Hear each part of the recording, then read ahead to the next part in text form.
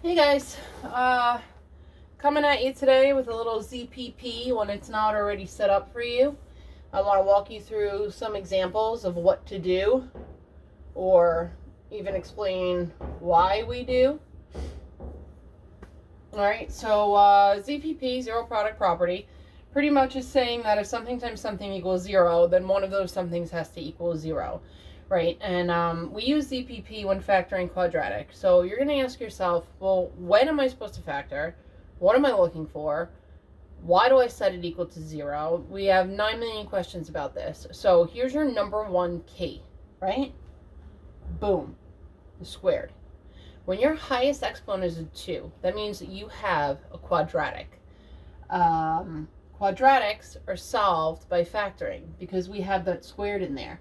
It's not just like 7k equal to 14 where I can divide the 7 and the 14 and get k equals 2. We can't solve for it that way because we have a squared. So that's why we have to factor. And anytime you want to factor, the first thing that we want to do is get our problem or our quadratic equal to 0. Right? Looking here in this case, it's not equal to 0. I have k squared equal to 7k. Now, your squared is a number that you're going to always want to be positive, right? So if I was to move that over here to make it equal to 0, this would become negative. So I don't want to do that. I don't want to mess with that. I want to keep this guy positive. So instead, I'm going to move this guy over to here. So I can railroad track, and I'm going to do minus 7k, minus 7k. Right? This cancels, so I end up with my 0 over here, which is what I wanted. It's good to go. And now I have k squared minus 7k. I cannot combine these because they're not like terms.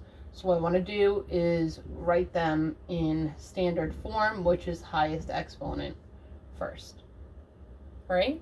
Now that I'm set equal to 0, I'm going to go through my option list of factoring. The first option of factoring, the one we always look at first, is GCF. Is there a greatest common factor between k squared and 7k?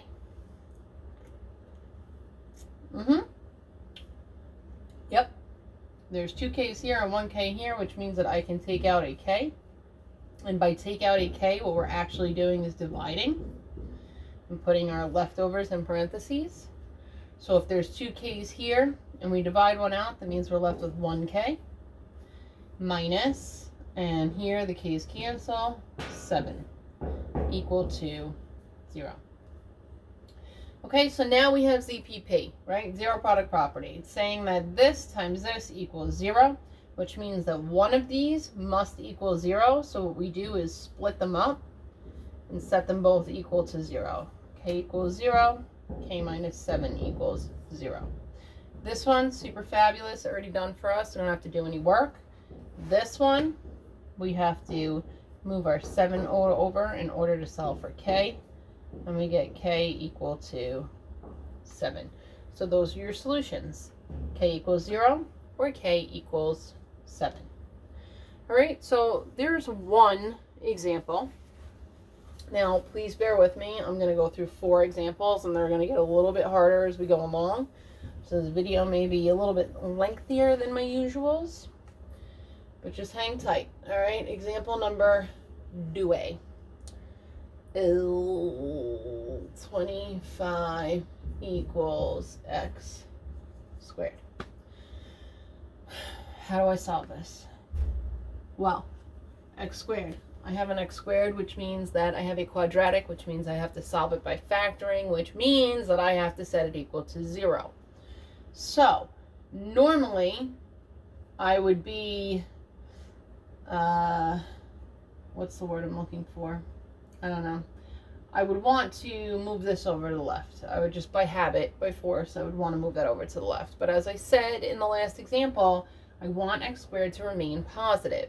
If I move this over to the left, it means I have to subtract it. I'll end up with a negative x squared. It's going to drive me crazy for the rest of my problem. So what I'm going to do instead is move my 25 over to this side, which makes this cancel, and I have a 0. Now, it doesn't matter which side of the equation your 0 is on. As long as your x squared is positive, it'll just be a lot easier for you. Okay, so just take my advice on that. So now, x squared minus 25, these are not like terms, so I just write them in standard form. Highest exponent, no exponent. It's equal to 0, so now I can talk about factoring it. First step of factoring, greatest common factor. Is there a greatest common factor between x squared and negative 25? This one doesn't have a coefficient. This one doesn't have a variable. So then I will move to my next step of factoring, which is dots, difference of two squares. Do I have two perfect squares with a difference in the middle? Yes and yes. I know that this is a perfect square. 5 times 5 is 25. I know that this is a perfect square because my exponent is even. Anytime you have an even exponent on a variable, it's a perfect square. So if I have dots, that means I make a double bubble with different signs. I take the square root of each and put them in their corresponding spots. So the square root of x squared is x, because x times x is x squared. And the square root of 25 is 5. Okay, and that whole thing is equal to 0. So now if this jazz times this jazz is equal to 0, then that means one of these must equal 0. So I split them up and set them both equal to 0 and solve. Over here, I have to take away 5 on both sides, so I get x equal to negative 5. And over here, I have to add 5 on both sides. Now, some of you might be able to see that the solution, is going to be opposite of what's there, and not have to do all this work. But if you don't know what I'm talking about, then just carry on with this work. Okay, those are your solutions, x equals negative 5 or x equals positive 5. Okay, that is an example of ZPP when you end up with dots, difference of two squares. All right, example number 3, only 2 more, halfway there. Example 3 is x squared plus 12 equal to negative 7x. Okay, how do I solve this? I can't isolate an x because I have an x squared, which means it's a quadratic, which means we have to factor it, which means it has to be equal to 0. So my x squared, or just my term with the squared, is positive, which means I'm going to leave it where it is. So to get it equal to 0, I'm going to move what's on the other side. So I'm going to add 7x over here, add 7x over here. This goes away. I have a 0, which is what I want. Please take note that I put my 7x in the middle of these two terms. Now I did that because it's not like terms with this one. It's not like terms with this one, so I can't combine it with either of those. But the x goes in between these two terms when I write it in standard form. All right? So now I have a trinomial equal to 0, and I can factor. First, I look at GCF. Does it have a GCF? No, because this one doesn't have a coefficient, or its coefficient is 1, and this one doesn't have an x, so there's nothing we can take out. It's not dots because it's not a trinomial. I mean, it's not a binomial, it is a trinomial, which means I'm actually going to have to factor this one by reverse box method. And if you remember the rules of reverse box method, we multiply a times c, or the first term, times the last term. We get positive 12, so we list the factors. Always list them twice.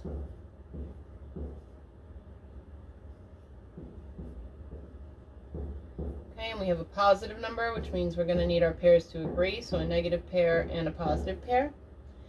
And we want the pair that adds the middle term b, which is 7x, and that's going to be our 3 and 4.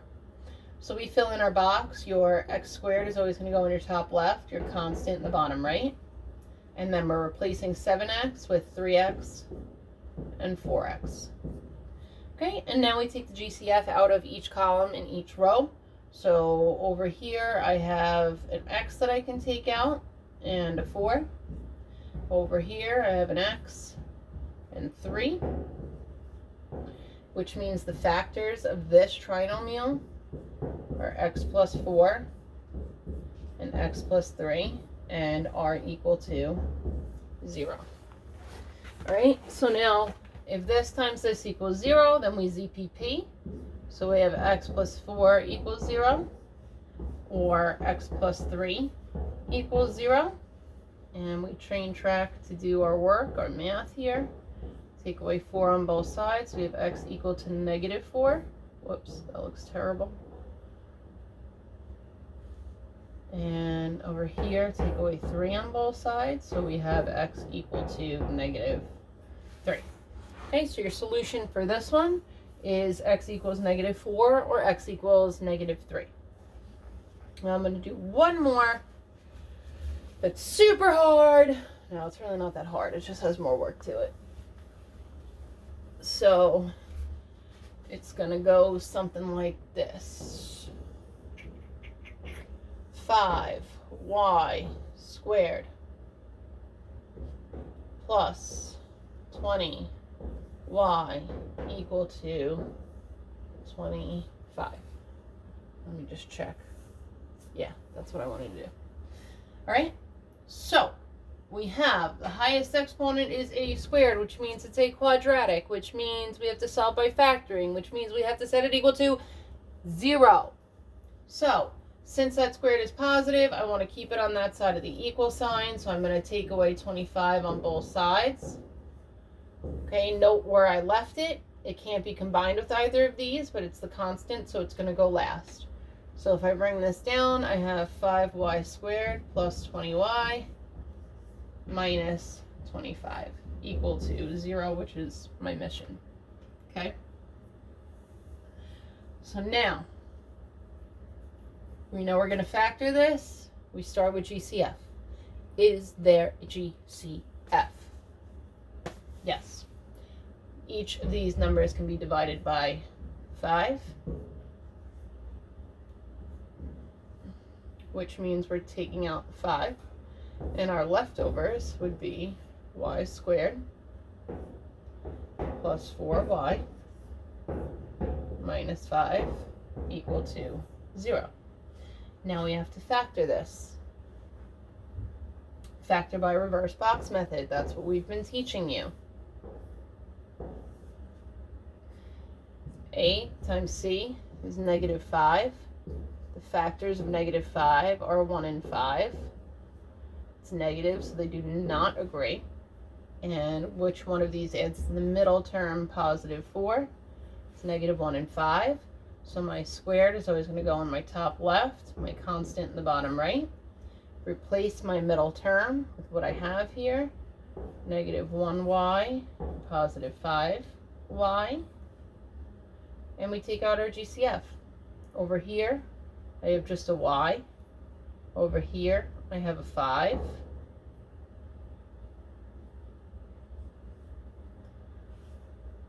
Over here, I have a y.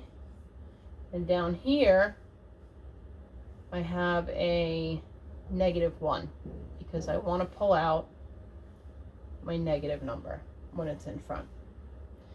Okay, so that gives me the factors of this as y plus 5 and y minus 1.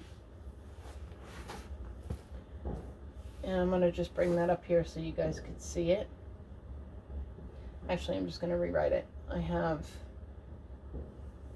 y plus 5, y minus 1 equal to 0. And now don't forget that we took this guy out, so he's got to come down over here.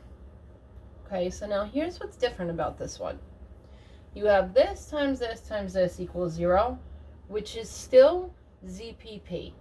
Okay, it's still zero product property because this times this is 0. If any one of these is 0, then your answer is going to be 0, which is why we still have ZPP. So we're still going to split it up, but we're going to have to do it more than just one time. We're going to get 5 equal to 0. We're going to get y plus 5 equal to 0. We're going to get y minus 1 equal to 0. Okay? So now, for this one, does 5 equal 0? No, it doesn't make any sense. So that one just gets voided. Null and void, throw it out. And then these two, we solve. So we have -5 on each side. So y equals -5.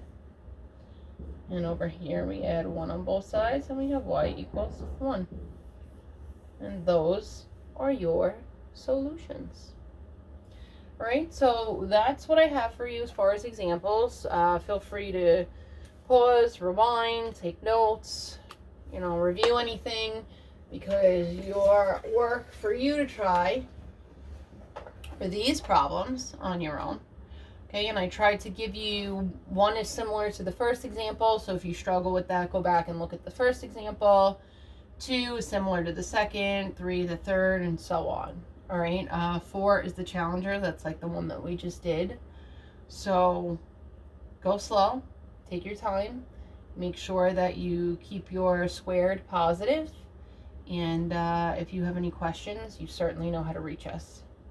Okay, so I'm just going to leave this here for a second for you to take a picture of if you want. Pause the screen, write them down, do whatever you need. I will be posting the answers at a later date, but not until after it's due. All right, ta-ta for now.